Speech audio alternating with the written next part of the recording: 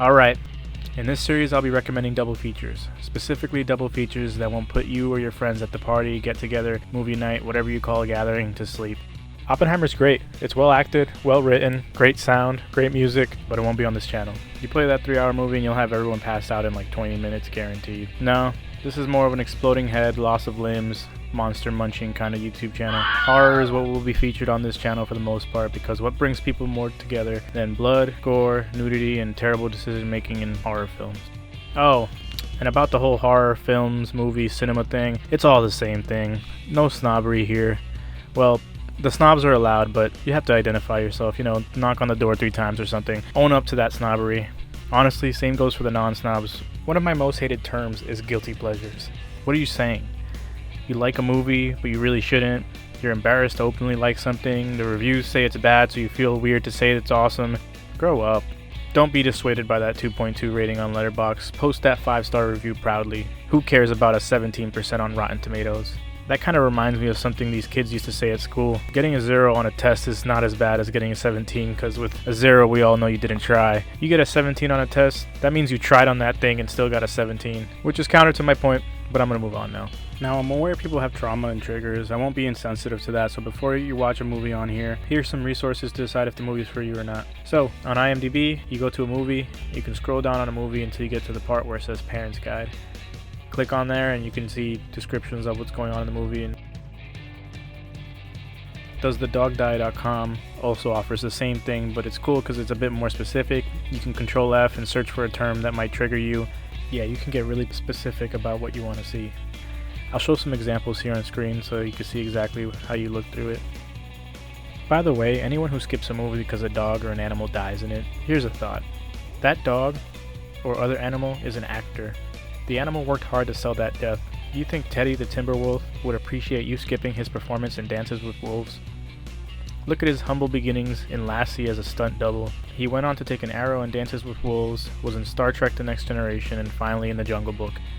Moose, the Jack Russell Terrier's performance in My Dog Skip is so good that when he finally passes away of old age at the end, it makes it all the more impactful. He is an artist and a legend, and passed his talents down to his son Enzo, who worked with him on Frasier and My Dog Skip.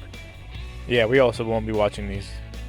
You know, they used to have awards for animal actors called the Patsy Award, but it ended in 1986 due to funding.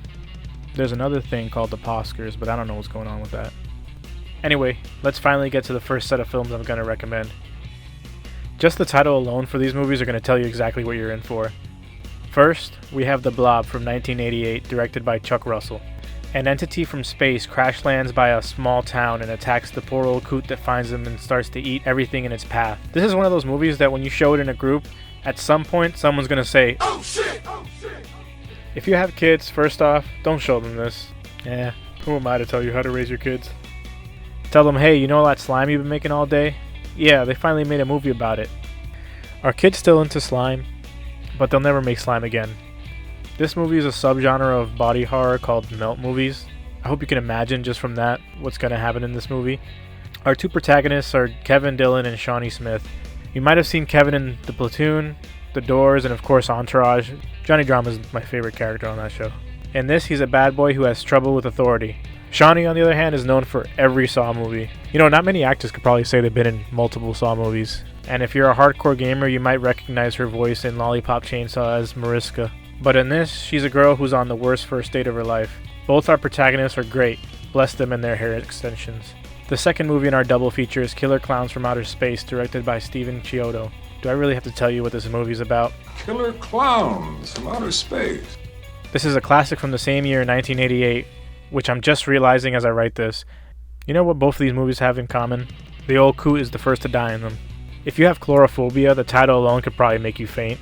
This movie could probably be used as exposure therapy. Grant Kramer, Susie Snyder, John Allen Nelson, John Vernon, Michael S. Spiegel, Peter Licassi, all these actors are great. You got clowns getting up like Michael Myers, people saying, "What are you gonna do, knock my block off?" followed by their block being knocked off and falling into a trash can. Balloon animal dogs used as scent hounds. The gags are straight out of Looney Tunes and it's perfect. These double features will always be themed, and I'll name them accordingly. For instance, these 2 movies make Two Dead Old Coots Night. If by the off chance you like hearing me talk, I can make a separate video assuming you've watched the double feature and talk more in depth about them, because so much more can be said about these films. But I don't want to spoil that much just in case you haven't seen these movies. I know there's some legends out there that probably have seen everything and probably won't be surprised by any of the movies I recommend on this channel, but I encourage you to do your part and play these at a party and tell me what happens. And I'll see you next time when I have 2 more movies that won't put you to sleep.